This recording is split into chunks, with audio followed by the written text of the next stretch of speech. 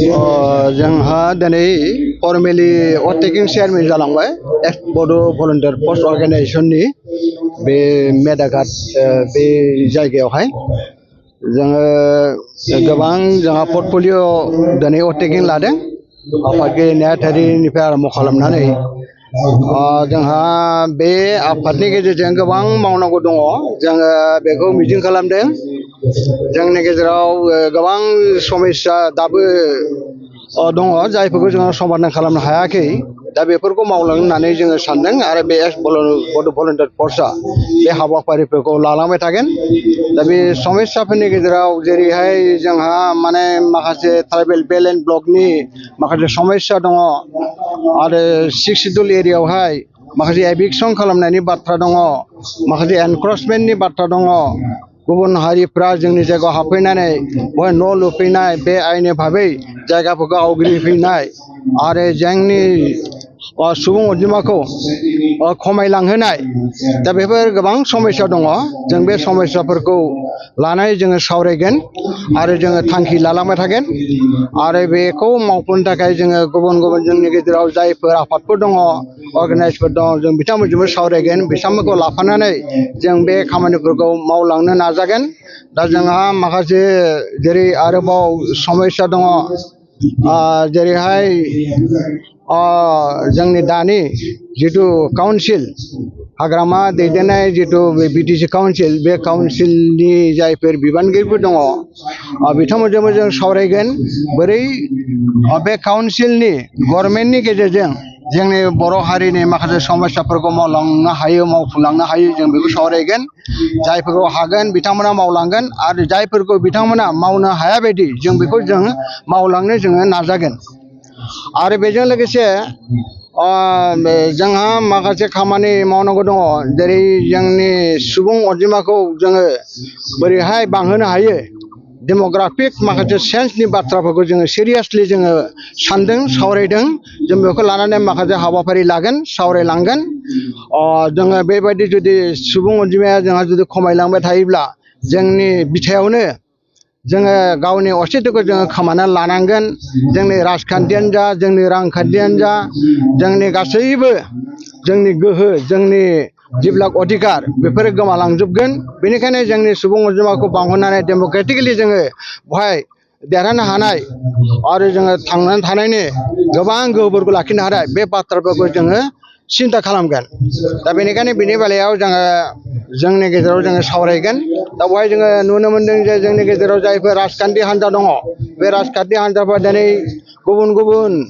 लामाजों आवगायलांनायाव जोंनि हारिनि माखासे मावनो गोनां खामानिफ्रा थालांदों आरो गोबां असुबिदा जादों मानोना बिथांमोना गावसोरनि प्लेटफर्मनि गेजेरजों जोंनि बर' माहारिनि माखासे गोनां गोनां जेंनाफोरखौ बिथांमोना सावरायनो खाबु लानो हायाखै बेनिखायनो बिनि बेलायाव जोंहा राजखान्थिनि खामानिफोरखौ मावलांनायनि बेलायाव बिथांमोना मावलांबाय थादों बेवहाय जोंहा जेबो बुंनांगौ गैया नाथाय राजखान्थिनि गेजेरजोंबो जायफोर हाबाफोरखौ जोङो माहारिनि जानाय मावनो हायो बेखौ मावलांगोन होननानै जों आसा खालामदों आरो बिनि बादैबो जोङो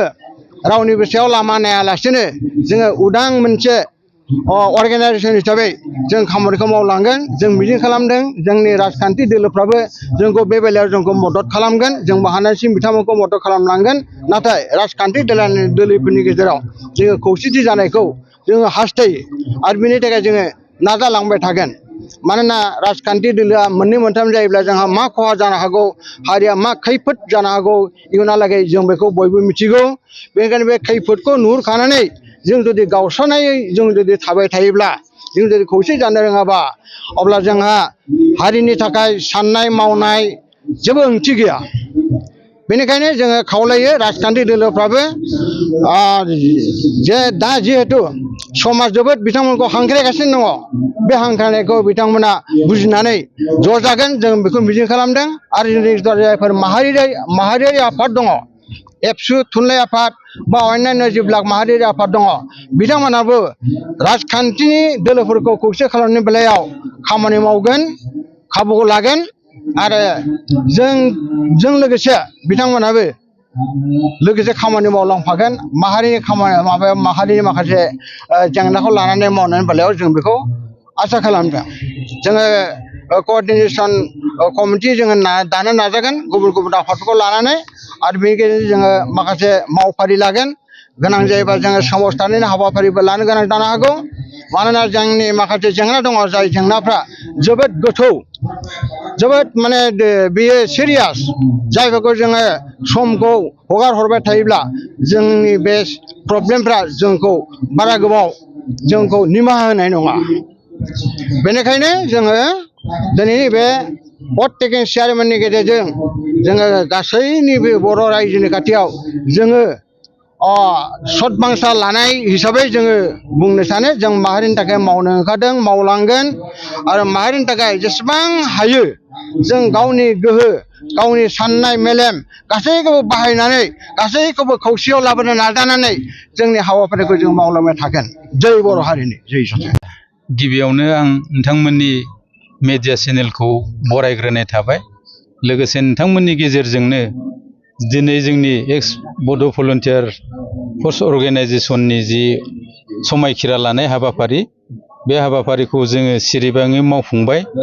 लोगोसे जोङो समायखिरा लाबाय माने इयुनाव जों बर' हारिनि गासैबो मोनफ्रोमबो जेंना जेंथाफोरखौ ज'हाय मोनफ्रोमबो आफादफोरजों लोगो नांलायनानै सावरायलायनानै बुजा फरा जालायनानै जोङो खामानि मावलांगोन जाहाथे जोंनि जाथिया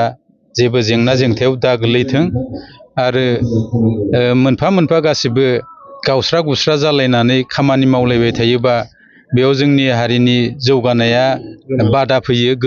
गोमालाङो ओंखायनो जों मोनफ्रोमबो आफादफोरजों ज'हाय सावरायलायनानै जों माया मोजां जायो माया गाज्रि जायो बेखौ लानानै सावरायगोन आरो खामानि मावलांगोन इयुनाव बेखौनो लानानै नोजोर बोनानै जोङो जोंनि आफादखौ दिनै बा बे आफादाव आं बिबानगिरि हिसाबै खामानि मावनो आखायाव लाबाय जोंनाथ' दा ओरैनो जोङो 3 बोसोरजों जोङो सोलियो जोंनि संबिजित मथे बेखिनि टाइमखौ आं हानायमानिखौ जाथिनि मुङै आङो मावसोमगोन आरोखि साबैसे बिबानगिरिफोरखौ लानानै नैबे मावसोमखौ दानाय जादों जोङो दिनैहाय जोंनि कमिटियाव गासै 45 जोङो सोद्रोमा दङ बे 45 सोद्रोमाखौ लानानै जोङो मोनसे दिनैनि कमिटिखौ दाफुंनाय जादों।